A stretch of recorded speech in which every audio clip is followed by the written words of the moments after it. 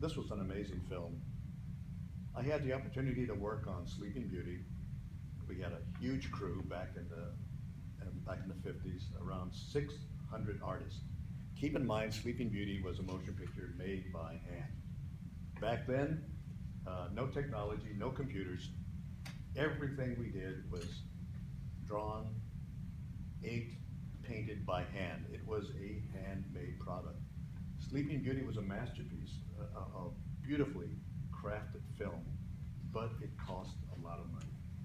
And so Roy Disney, Walt's brother, said, Walt, we can't afford to keep making pictures like this. It's just too expensive.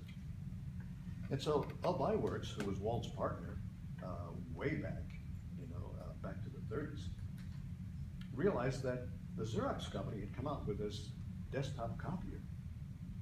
And what if we could take that desktop copier and somehow take this device and expand it into 2 or 3 rooms and essentially create this massive photocopier? We could transfer our animated drawings to the sheets of acetate, and we could bypass the inking process, which was a long, laborious, meticulous process. And then that would save a lot of money. And so everything just came together. Dalmatians was the right film at the right time, because our art director, Ken Anderson, had come up with a very loose, sketchy style that was kind of like the British illustrator Ronald Searle, which fit the Dalmatian story and that kind of sensibility. It also fit the technology of the time.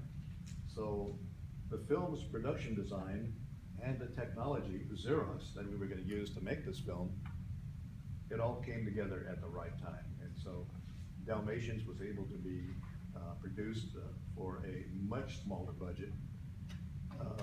At least half the staff of, half the number of people, of artists that were required, that was cut in half for Dalmatians. And we were able to produce the film in around 2 years, where Sleeping Beauty had taken 5 to 6 years.